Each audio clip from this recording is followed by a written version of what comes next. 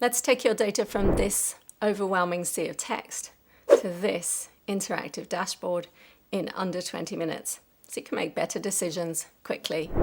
There's a link in the video description where you can download the file containing the example data and completed dashboard. In this video, I'll focus specifically on adding charts, designing your dashboard, and enhancing its interactivity. And while I won't be covering creating pivot tables, you can find detailed instructions in this video here. The pace will be quite quick, so feel free to use the cog icon in the bottom right to slow it down if required. Okay, let's dive in and get started. I'll be using this sales data spanning 12 months by seller, category, product, state, sales, and profit. On the analysis sheet, I've already created 5 pivot tables that will support my charts, and I've inserted a blank sheet for my dashboard. Let's start by preparing my dashboard canvas, and to speed up the process, I've created a custom color theme. You'll find it on the page layout tab under colors, called dark reds, and that's just going to speed up the process of formatting because my colors are readily available in my color palettes. Let's set the background color. I'll select the whole sheet, and then on the paint bucket, I'm going to go with this dark indigo. I'll insert a title and subtitle. Now, if we look at the completed dashboard, you can see at the top I've got some headline figures for sales, profit, and profit margin. And I've used icons for sales and profit to help my audience know what each figure represents at a glance. The profit margin is a mini pie chart, which I'll cover later. To insert the icons, 365 users can go to the Insert tab and then Icons. I want one that represents a telemarketer, this one here, and one that represents money. We'll go with this one and I'll insert them. I'm just going to change the fill color to white so I can see it more easily. And then let's resize them. They'll be 1.5 by 1.5. I'll roughly drag them into place and then I'll give them the proper colors. So this one is for profit. This one is for sales. Sales in my dashboard is going to be this red color, and profit is going to be represented by orange. The colors I use here will act as a legend for my charts, making it easy for my audience to know that when they see red, it's for sales, and when they see orange, it's for profit. I'll insert some text boxes on the Insert tab. Over on the far right, text box. Let me just left click and drag to draw it in, and then I'll go and set the size, which is going to be 1 by 3.3. This is going to store my profit figure, and I've got that on my analysis sheet, so I can link this text box to a cell on my analysis sheet by clicking in the formula bar, typing equals, select the analysis sheet with the mouse, and then select the cell containing my value and press enter. That's it done. We'll change the font to 20 and the color to red. And then on the format tab, I'm going to get rid of the shape fill, no fill, and the outline, no outline. That's better. Holding down Shift and Control, I'm going to left click and drag. That's just going to copy the text box and keep it aligned at the same time. Now my profit figure is also on my analysis sheet. So let's go and link to that. There it is there. Press enter. Now annoyingly it loses all the formatting. So let's go and repeat that. Font size 20 and color orange. Let's hold down Shift and select both text boxes, and then holding down Control and Shift, left click and drag down to copy them. On the formatting, we'll change the height of these to 0.7, and these are just going to hold the labels for these values. So this is total sales, and the font's a bit big, so let's go and change that to font size 12, and we'll repeat for the profit figure. So this is total profit, and again, we want it to be font size 12.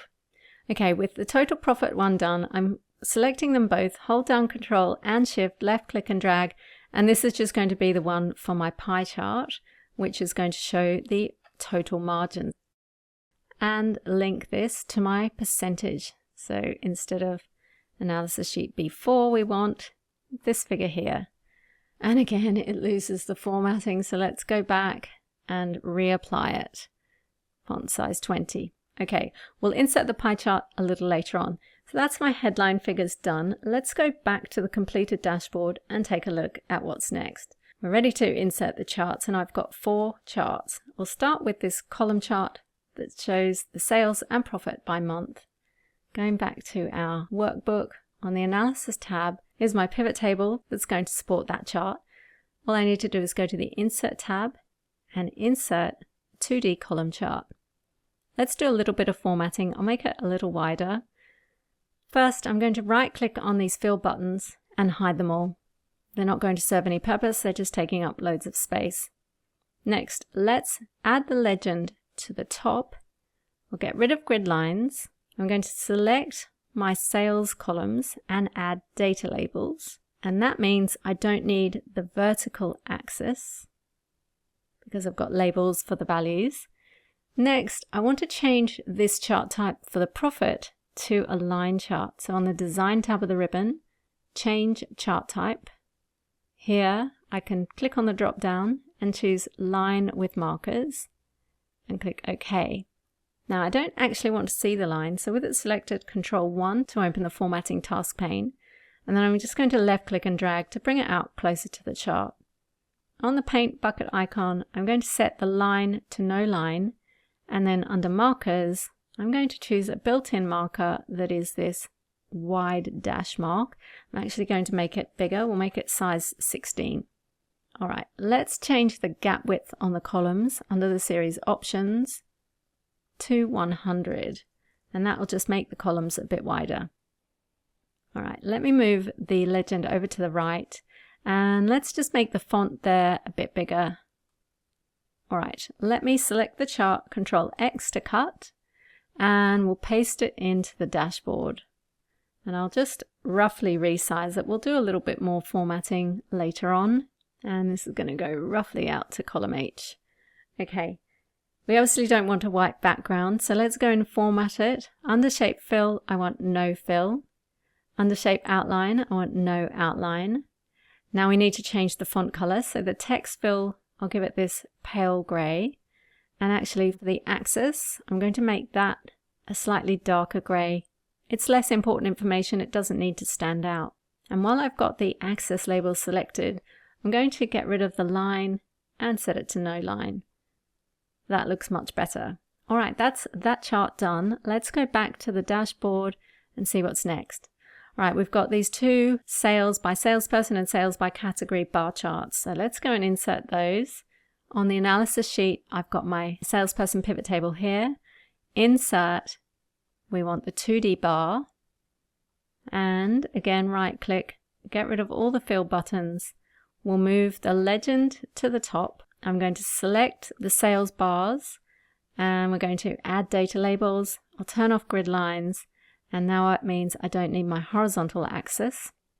Let's set the overlap of the bars. So I'm just going to bring my formatting task pane over, and under series options, I'm going to set the overlap to 100 and the gap width to 100.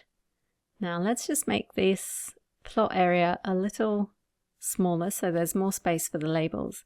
Let's bring the legend over to the right, and I'm just going to increase the font size. And actually I'll also add a chart title here, and we'll put that on the left. So this is sales by salesperson. And that's my chart done. Let's Control X to cut it out, and then we'll paste it roughly where it's going to go in the dashboard. And just holding down Alt, I'm going to resize it, and that'll just snap it to the grid, making it quick to resize. Let's go and format it and get rid of the fill and the outline. We'll change the text fill to the pale gray, except for the axis labels, which will be slightly darker, and we'll turn off the line for the axis. Okay, that's that one done. Let's repeat that for our bar chart for the categories. Inserting a 2D bar, right click, hide all fill buttons. We'll go into the chart elements. I'm going to turn off the horizontal axis. I'm going to get rid of the grid lines, put the legend at the top, select the sales bar and add data labels. And then let's go into the format for the series and set the overlap to 100 and the gap width to 100. Let's reduce the width of the plot area just so that the labels have more space. We'll move the legend to the right, and we'll go in and add a chart title on the left. This is going to be sales by category. And we'll Control X to cut the chart out, paste it roughly in where it belongs, and holding down Alt, I'm just going to resize it, and we'll just move it a little bit away from our sales by salesperson chart. All right, removing the fill and the outline, changing the text to pale gray, except for the vertical axis, which makes slightly darker, and we get rid of the line. All right, next we have the map chart. Now the map chart's a bit tricky because there isn't actually a map pivot chart. We have to trick Excel into putting a map chart in. So I'm just going to select the data for the map chart, copy it, and paste it as values. And then I'm going to insert my map chart based on those text values. And then I'm going to right-click the map chart and go in Select Data, and I'm going to trick it into referencing the pivot table instead. I'll click OK, and now you can see it's referencing the pivot table. I can get rid of these values, delete them. Let's go ahead and format it. Now I don't want the title because I'm going to put the legend at the top and it's going to behave as my title. So with the chart selected, Control X, and we'll pop it on the dashboard and we'll do a bit more formatting here. So let's just resize it holding down Alt, which snaps it to the grid behind. Let's make this font a bit bigger because it is a heading. And then we'll go into the formatting. We'll get rid of the fill and the outline, which means we need to change our text to pale gray. Now the background here is a bit too bright, so let's go and tone that down. So under the paint bucket, I'm going to have a solid fill, but instead of bright red, we're going to go with this dark gray color. And for the border, I'm going to have no line. Okay, that just allows the states that have values to stand out. There we go. That's all my charts completed. Okay, we're ready to insert the slices that allow users to interact with the dashboard. But before we do, I want to let you know that we currently have 20% off all our Excel and Power BI courses until May 16, 2024. So if you want to skyrocket your skills, check out the link to our courses in the video description. To insert the interactive slices that will allow my users to customize the view of the report to suit their needs, I'm going to select the column chart, and then on the Insert tab, Slicer, and I want a slicer for seller, category, and state. Click OK. There's my 3 slices. Holding down Shift, I'm going to select all 3 and then left click and drag them roughly into place. Now I've already created a custom slicer style that's in keeping with my theme, so I'm just going to apply it there. I'm going to hold down Shift and deselect the category slicer because the seller and state slices are the same size, 5.4 by 3.1. Then deselect state, and the height of the button for the seller slicer is 0.52. The height of the buttons for the state slicer is 0.63. And the category slicer, let's set the size for that. It's 5.4 by 3.8, and the buttons are 0.78. Okay, let's roughly move them into place, and then we'll use the alignment tools to align them nicely. So holding down Shift to select them all. Under alignment, I want to align them to the top and then distribute them horizontally, and that just gives you an even gap between each one. Okay, so the slices are currently attached to the column chart, but I need to attach them to the other charts in my dashboard.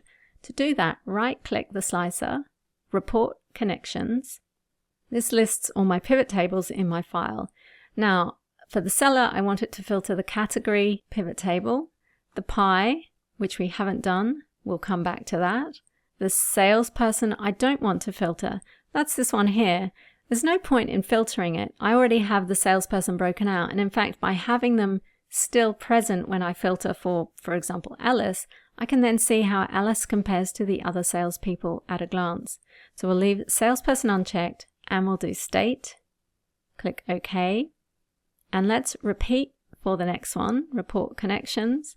So again, this one, we want to filter category, pie, and salesperson, but not state. No point in filtering state when we already have it broken out. Let's repeat for the category. So no, we don't want to filter the category. We want to filter all the others. Click OK.